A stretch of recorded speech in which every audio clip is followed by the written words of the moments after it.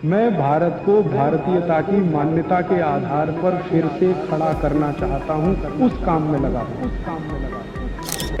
और एक बहुत खराब उदाहरण देना चाहता हूं, आपको सुनकर आश्चर्य होगा।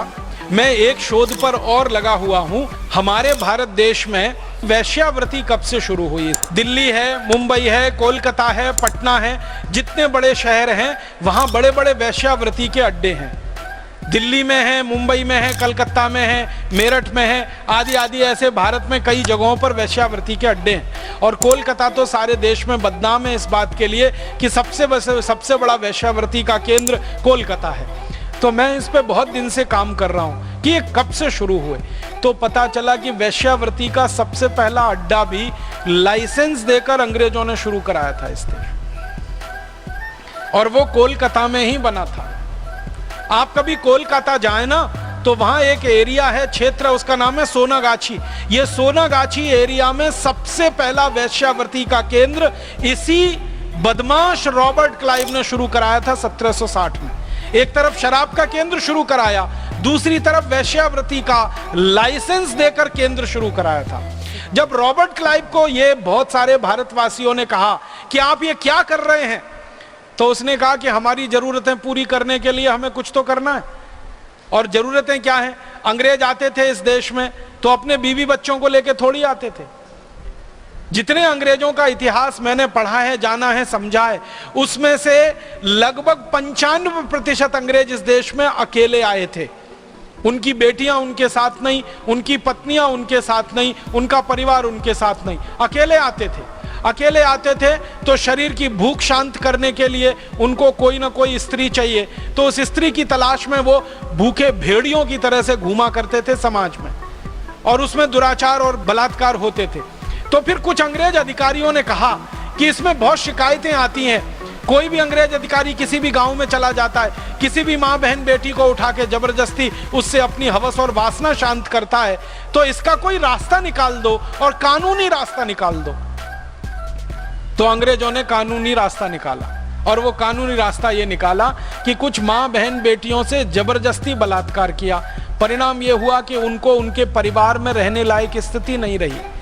जब किसी की माँ को, बहन को, बेटी को जबरदस्ती आप परिवार से उठाएंगे, उसका शील भंग करेंगे, उसका बलात्कार करेंगे, तो परिवार उसको दोबारा स्वीकार करने की स्थिति में नहीं हो पाता, और वो माँ बहन बेटी भी परिवार के पास जाने की स्थिति में नहीं हो पाती, तब वो बेघर हो जाती। तो अंग्रेजों ने क्या किया, जिन माँ बहन बेटियों को बलात्कार करके बेघर किया, फिर उन्हीं माँ बहन बेटियों को लाइसेंस देकर उनको वैश्या बना दिया, और उन वैश्याओं के लिए जगह जगह कोठे बना दिए।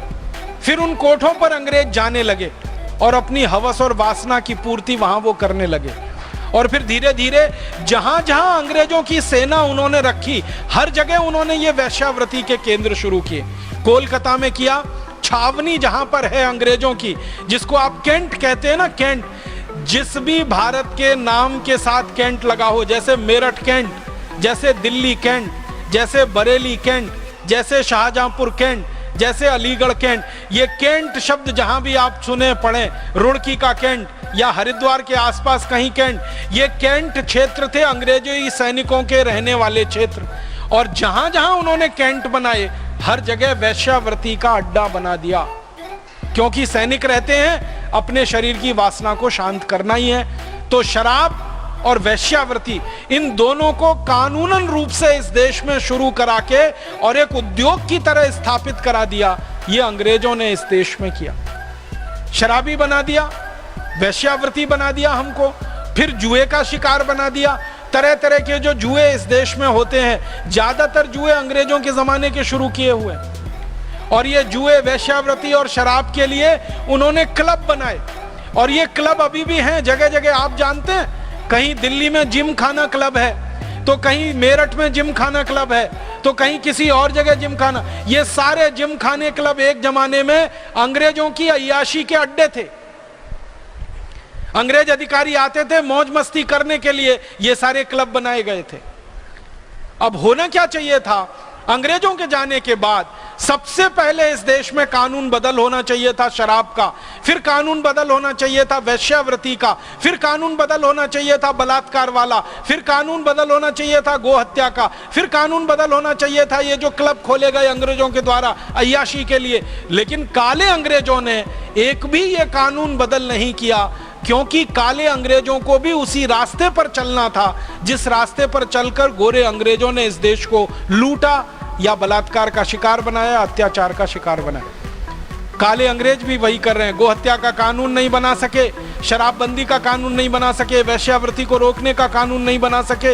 इस देश में अनाचार, पाप और अत्याचार के खिलाफ कुछ नहीं हो पाया आजादी के 63 साल।